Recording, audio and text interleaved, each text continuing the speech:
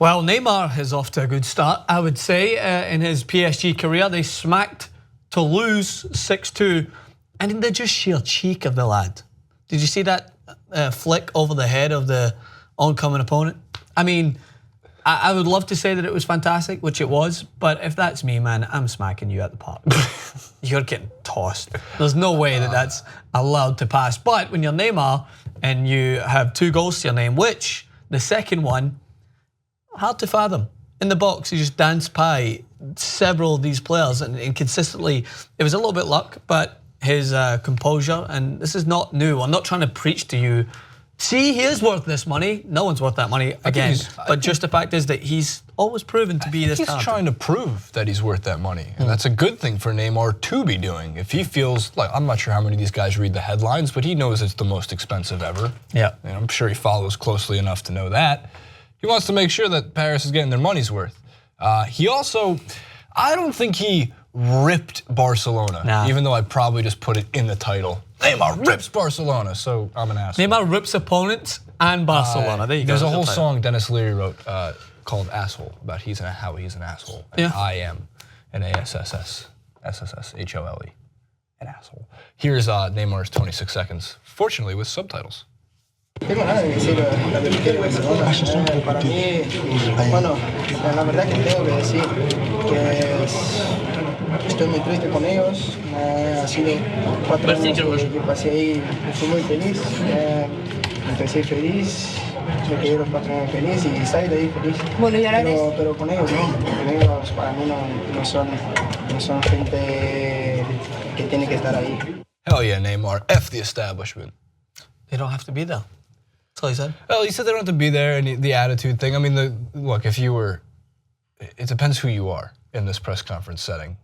Some would say no comment or wouldn't answer, or I'm just here so I don't get fined. Yeah. Depending on what you want to say. Now, or depending on the sport, but he did comment on it, which is interesting. So there's obviously still some animosity towards Barcelona's board. I don't think he has any animosity towards Enrique when he was there. I don't think he has any animosity towards Messi or any of those guys.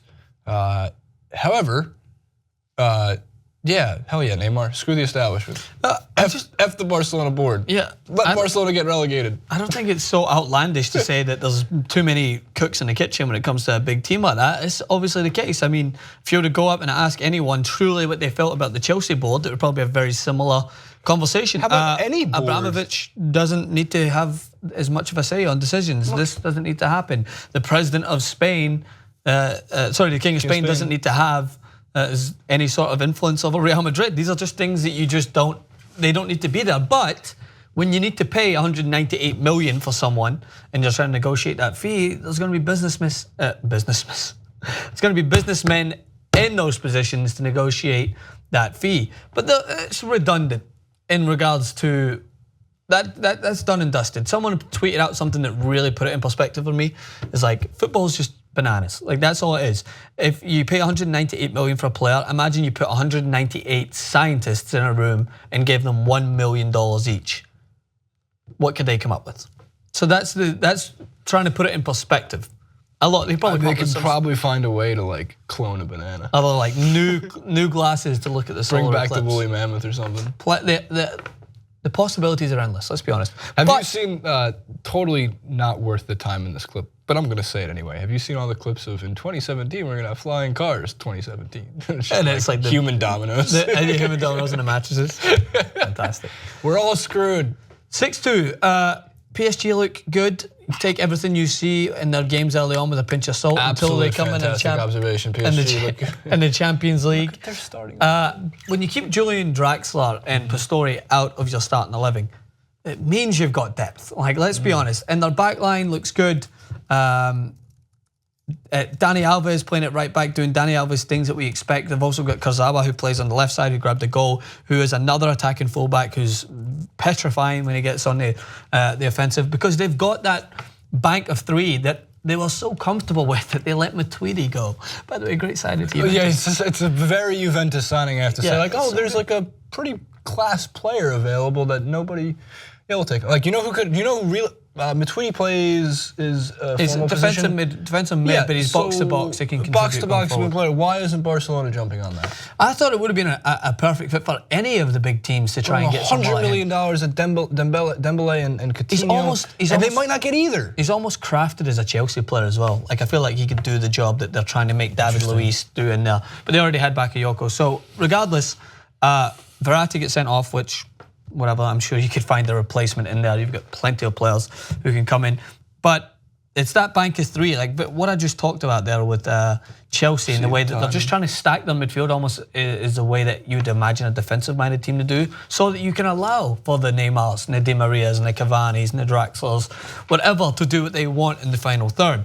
Because you've got that sense of just, it's almost like a brick wall that's protecting another brick wall being your defense. And that's a smart move for PSG because they conceded 5 goals against Barcelona last year after having an enormous lead. You have to shore things up in there. So they have Verratti, Mota and Rabiot in the middle.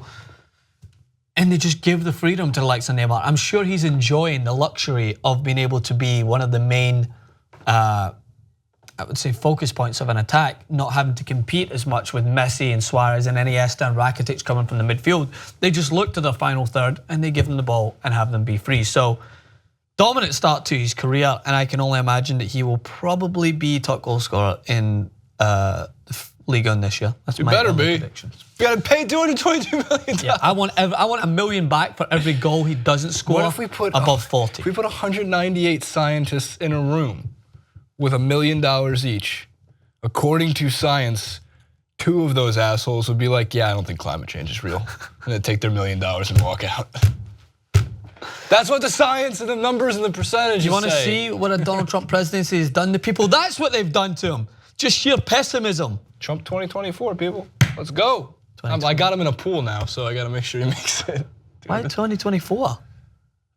You just assuming he's going to be up in 2020 again? Look what he's gone through already. Oh my God. Absolutely, he's going to. What's happened to you? Look, because look, they might run like Clinton, and that would be like the worst thing in the world. So my feeling is like, just keep it coming, man. Keep it coming.